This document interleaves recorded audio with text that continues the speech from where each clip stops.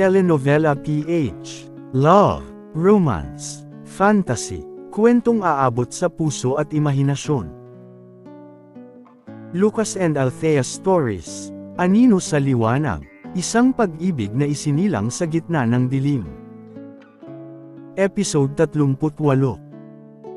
Sa hangganan ng dilim. Tahimik ang pasilyo. Masyadong tahimik. Ramdam ni Lucas ang bigat ng hangin, parang may nagbabantay sa bawat hakbang niya. Huminto siya sa harap ng dalawang pinto. Parehong bukas ang ilaw sa itaas. Parehong mukhang daan. Isa sa dalawa ang tama, isa ang patibong, bulong niya sa sarili. Kinaykit niya ang mata sandali, inalala ang huling bakas na iniwan ni Althea, ang maliit na gasgas sa pader. Ngunit dito, wala nang bakas. Parang sinadyang burahin.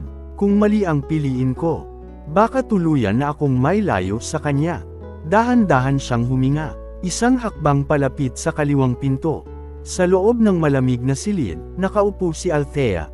May dalawang bantay sa magkabilang gilid. Hindi siya ginagalaw, pero ramdam niya ang paghahanda. May dumating na 3 tauhan. May dalang kadena. May dalang bagong posos.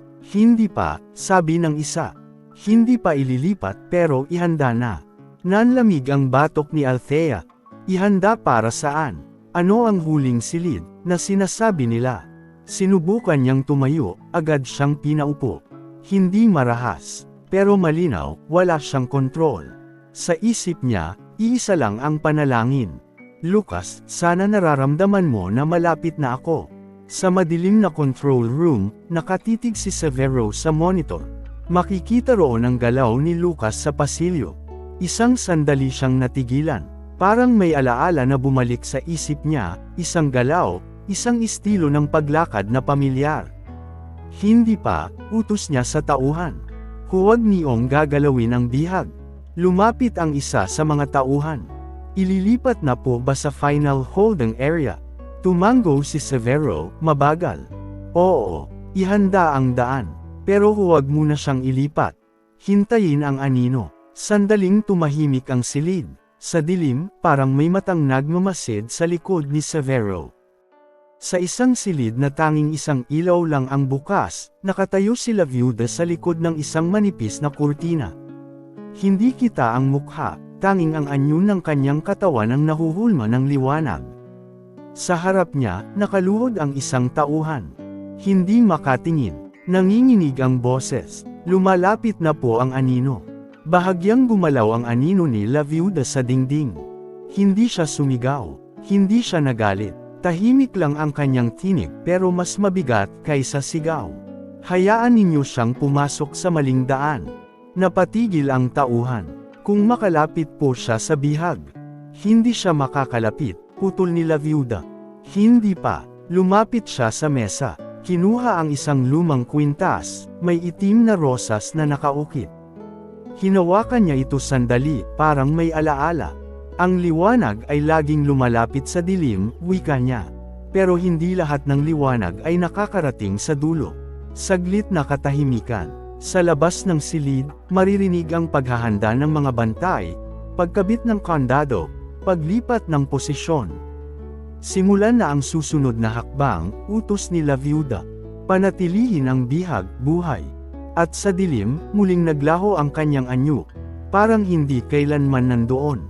Tahimik ang pasilyo. Sobrang tahimik, na parang may nagbabantay sa bawat yabag ni Lucas. Huminto siya sa harap ng dalawang pinto. Parehong bakal. Parehong may bahagyang gasgas. Parehong parang daan papunta kay Althea. Isinara niya sandali ang mga mata. Pinakinggan ang paligid, ang hangin, ang yabag ng bantay sa malayo, ang bahagyang ugong ng mga makina sa ilalim ng sahig. Walang mali, walang tunog, walang babala, ngunit may kutob. Pinili niya ang kaliwang pinto. Pagbukas niya, biglang bumagsak ang bakal na harang sa likuran niya. Sumara ang pinto sa likod na parang bibig ng halimaw. Klang! Nang inag ang buong pasilyo. Sa isang iglap, nagbago ang anyo ng silid.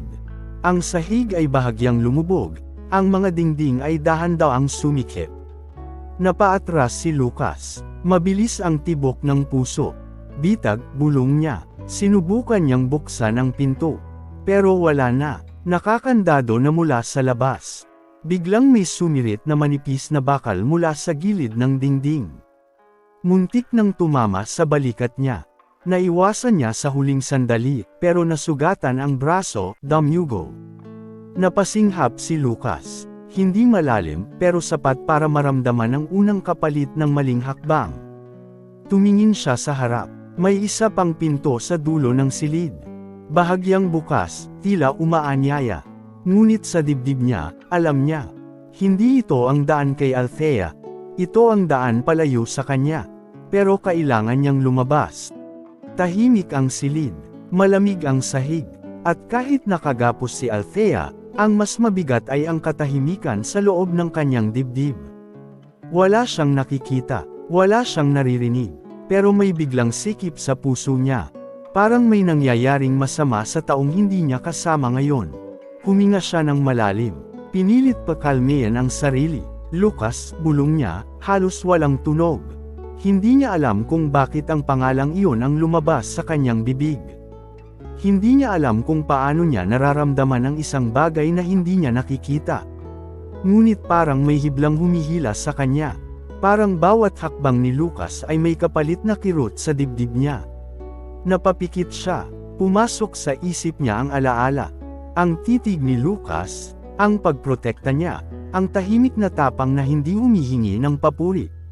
Sana hindi ka napapahamak dahil sa akin, mahina niyang sambit. Sa malayo, may pagsara ng pinto. Isang tunog na parang senyales. Nang inag ang kamay ni Althea. Hindi dahil sa lamig, kundi dahil sa pakiramdam na may isang pintong isinara sa pagitan nila ni Lucas. At sa dilim ng silid, unang beses niyang naramdaman ang takot. Hindi para sa sarili niya, kundi para sa taong patuloy na sumusugod sa panganib para sa kanya. Humigpit ang mga dingding, hindi bigla, dahan-dahan, parang may buhay ang silid na unti-unting sumisikip sa paligid ni Lucas. May mahinang ugong mula sa ilalim ng sahig. Parang makina, parang orasan na pabilis ng pabilis ang tick. Sumilip siya sa itaas. May mga siwang na bumubukas sa kisame. Mula roon, unti-unting bumababa ang mga bakal na tinak, hindi mabilis, pero sapat para wala siyang pahingahan. Napaatras si Lucas, mabilis ang paghinga. Sinukat ang distansya. Hinahanap ang patlang sa pagitan ng mga gumagalaw na pader. Hindi ito basta kulungan, bulong niya. Isa itong pandurog. Biglang umangat ang isang bahagi ng sahig, parang alon na gustong itapon siya sa mga tinak sa kisame. Napaangat si Lucas sa ere, muntik nang mawalan ng balanse. Sa huling sandali, kumapit siya sa nakausling bakal sa dingding. Ngunit napunit ang balat ng palad niya. Damugo. Napasinghap siya sa sakit pero hindi binitiwan ang kapit. Sa kabilang dulo ng silid, ang bahagyang bukas na pinto ay unti-unting sumasara. May timer, may hangganan. Kung hindi siya makakawala ngayon, dito matatapos ang pagtakbo ng anino. Pinilit niyang ituon ang sarili. Pinag-aralan ang galaw ng sahig, ang ritmo ng mga tinak, ang pagitan ng pagsikip ng mga pader. May pattern. At kung may pattern, may paraan. Pero ang tanong, may oras pa ba siya para mabasa ito? Biglang nagsabay-sabay ang galaw ng bitag. Ang sahig ay bumigay pababa. Ang mga tinak sa kisame ay bumulusok. At ang mga pader ay sumikip sa iisang iglap. Wala nang pagitan. Wala nang espasyo para umatras. Napaatras si Lucas, dumulas ang paa sa dumudugong palad. Nabitiwan niya ang kapit. At sa isang kisap mata, nahulog siya sa gitna ng gumagalaw na sahig. Isang matulis na bakal ang dumaan sa gilid ng kanyang leeg. Muntik nang tumama, naiwasan niya sa isang iglap. Pero tumama ang isa pa sa tagiliran. Mababaw pero sapat para mapasigaw siya sa sakit. Bumagsak siya sa sahig, pilit humihingal. Parang sumikip ang dibdib. Parang hamina ang paligid. Sa taas niya, ang mga tinak ay muling bumaba. Sa gilid, ang pader ay muling sumiksik. Isang segundo na lang, at matatapos ang lahat. Kinaikit ni Lucas ang mata, hindi para sumuko, kundi para pilitin hanapin ang huling galaw na magliligtas sa kanya. Hindi pa, bulong niya sa sarili. Hindi pa dito. Sa huling sandali, gumulong siya palayo.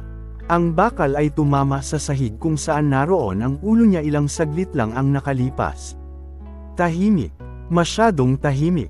At sa katahimikang iyon, alam niyang sinadya ang lahat. May nanunood. May sumusukat kung hanggang saan ang kaya ng anino. Piliting tumayo si Lucas. Nanginginig ang mga tuhod. Ramdam niya ang kirot sa tagiliran, ang hapdi sa palad. Pero mas masakit ang isang bagay. Ang pakiramdam na sinusukat siya. Parang may matang nakatutok sa bawat galaw niya. Sa gitna ng silid, may isang pinto na biglang umilo. Hindi tulad ng iba, mas maliwanag, mas malinaw ang anyo. Parang sinasabi, dito ang labasan. Napatingin si Lucas. Humakbang siya palapit. Isang hakbang, dalawang hakbang. Huminto siya. May kakaiba. Ang pintong iyon ay masyadong maaliwalas para sa lugar na puno ng bitag. At sa paligid nito, ang sahig ay bahagyang nakataas. Parang may nakatagong mekanismo. Decoy, bulong niya. Sa likod niya, may marahang paggalaw ng pader. Sa gilid, may umuugong na makina. Handa na namang gumalaw ang bitag. Dalawang pagpipilian. Umatras at harapin ang gumagalaw na silid. Oh! Sumugal sa pintong umaakit sa kanya palabas. Sumikip ang panga ni Lucas. Alam niyang ang bawat hakbang ay may kapalit. Pero alam din niyang kung manatili siya rito.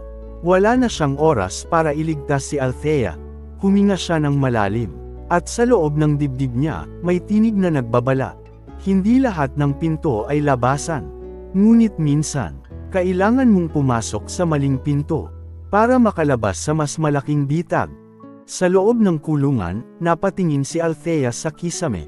May tunog, hindi sigaw, hindi yabag. Isang mahinang pagbukas ng pinto sa malayo.